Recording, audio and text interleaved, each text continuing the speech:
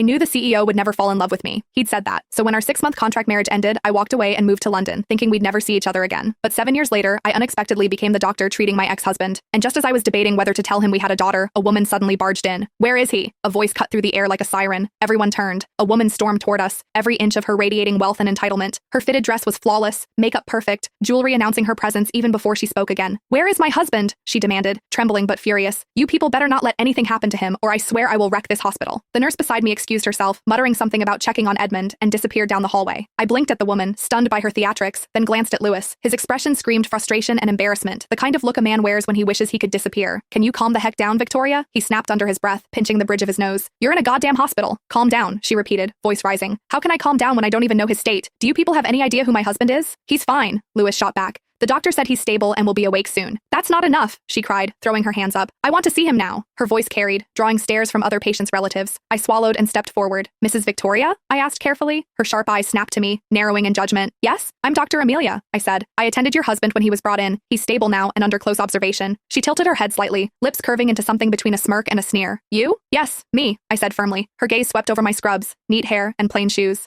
"I see," she murmured. "So they handed my husband's life to you? I assure you, Mrs. Victoria, he is in capable hands. We're doing everything necessary for his recovery." She lingered on me, eyes assessing. "For your sake, I hope you're right. My husband is not just any man. If anything happens to him," she let the threat hang in the air. I forced a polite smile. "My only concern is his health. Nothing else." Lewis shifted, running a hand through his hair. "Victoria, enough. You're being impossible." "I'm being a wife," she shot back, voice cracking slightly. Beneath the dramatics, I glimpsed raw fear. She turned to me again, squinting as if measuring me. "Wait, why do you look so familiar?" Before I could answer, hurried footsteps approached. The nurse who had left earlier. "Breathless, doctor, he's awake." My heart beated. Edmund, awake. The door swung open and a nurse rushed to his side. "Mr. Montgomery, you're awake," she gasped, then darted out again. Edmund dragged a hand down his face, wincing. He hated hospitals, hated being weak, and most of all, hated waiting. His eyes flicked to the door, then the briefcase, irritation sharpening. Footsteps approached. Relief. "Good, you're back," he rasped. "Get me my phone and a glass of distilled water." Then he saw her, not the nurse, her. For a moment, he thought he was hallucinating. His heart slammed. He tried to push up, but pain and weakness sent him crashing back. Darkness crept at the edges of his vision, threatening to swallow him. Still, one thought looped through him. Please let it be real. Please let it be Amelia. When consciousness returned, a doctor leaned over him, stethoscope cool against his chest. My face. Edmund's air left him. "It's really you," he whispered. Warmth spread through him, like sunlight breaking through winter. I glanced at him while checking his pulse, a small smile tugging at my lips. "Hi, Edmund. You're really here?" "Yes, Mr. Montgomery," I said lightly, still professional, though something softer lingered beneath. "But how?" he croaked. I chuckled. "Well, I went to school, worked hard, and got a degree. The doctor, I guess. No, not that." He shook his head before he could explain. The door burst open. "Edmund!" Vicky's voice shrieked as she rushed in. She tried to throw herself into his arms, but the nurse stepped in. "Please, ma'am, not yet. The doctor has to finish her examination first." Even with Vicky hovering, Edmund's eyes never left me. "Amelia?" I finished checking his blood pressure, jotting notes, then sighed softly. "All right, Mr. Montgomery,